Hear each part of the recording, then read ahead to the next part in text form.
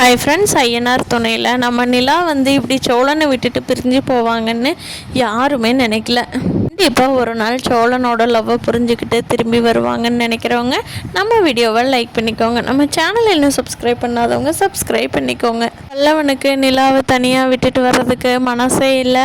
ஆனாலும் நிலா ஏண்டா நான் சொன்னது நீ கூட கேட்க மாட்டியா பல்லவா அப்படின்னு சொன்னதுனால பல்லவி எதுவுமே பேசாமல் திரும்பி வந்துட்டா. கவலையாக போய் கோயில் உட்காந்துருந்த நிலா அடுத்து என்ன பண்ணுறதுனே தெரியாமல் அழுதுகிட்டு ஒரு மாதிரி ஸ்ட்ரெஸ்ஸாக உட்காந்துருக்காங்க.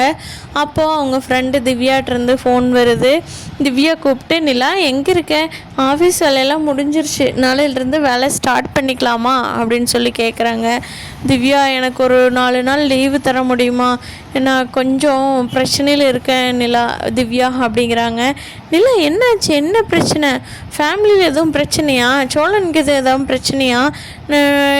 இல்லை நிலா, நீ வந்துடுறேன், அதை ஏதாவது இன்றைக்குள்ளே சால்வ் பண்ணிவிட்டு நாளையிலிருந்து நம்ம கம்பெனி ஒர்க்கை பார்க்கணும் நிலா. நம்ம எடுத்திருந்தோம் இல்லையா அந்த ப்ராஜெக்டெல்லாம் நாளையிலிருந்து செஞ்சோம்னா தான் சீக்கிரமாக செஞ்சு கொடுக்க முடியும் அப்படிங்கிறாங்க.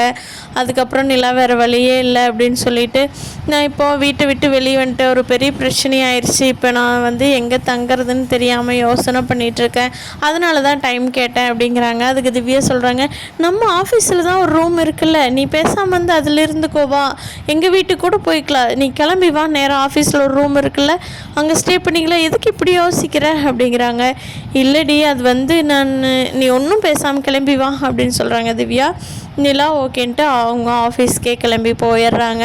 அங்கே ஆல்ரெடி ஒரு ரூம் வச்சுருந்தாங்க, அதில் நிலா ஸ்டே பண்ணிக்க சொல்லி இப்போதைக்கு முடிவு பண்ணிட்டாங்க. அப்புறமா ஹாஸ்டலோ இல்லை ஏதாவது ரூமோ பார்த்துக்கலாம் அப்படின்னு சொல்லி சோழன் கிளம்பி போனவர் என்ன பண்ணுறதுனே தெரியாமல் அவரோட ஓனர்கிட்ட போயிட்டாரு. ஓனர் சொல்கிறாரு, என்னடா சோழா, என்ன கண்ணெல்லாம் வீங்கி கிடக்குது, என்னடா ஏதாவது குடிச்சிட்டியா அப்படிங்கிறாங்க. அண்ணே இல்லைண்ணே, இப்படியெல்லாம் நடந்துருச்சுண்ணே அப்படின்னு சொல்லி நடந்த கதையெல்லாம் சொல்கிறாங்க.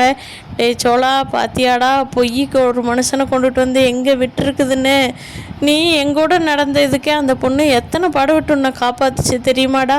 அந்த பொண்ணுக்காகத்தான் நான் மனசிறங்கி வந்தேன், மறுபடியும் மன்னிச்சும் கூட உன்னை ஏற்றுக்கிட்டேன். பாருடா பொய்யோட பிரச்சனையை.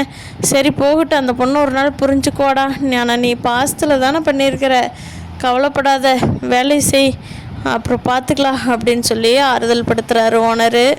என்னோட காசை திருடுன்னு உன்னையே நான் மன்னிச்சுக்கிட்டேன், கல்யாணத்துக்காக சின்ன ஒரு பொய்யுக்காக நிலா ஒரு நாள் மன்னிக்காமையாடா போயிடுவா அப்படின்னு சொல்லி அந்த ஓனர் சோழனுக்கு தைரியம் கொடுக்குறாரு. அதனால சோழனுக்கு நிலா இல்லாத வீட்டுக்கு போகிறதுக்கே மனசில்லை.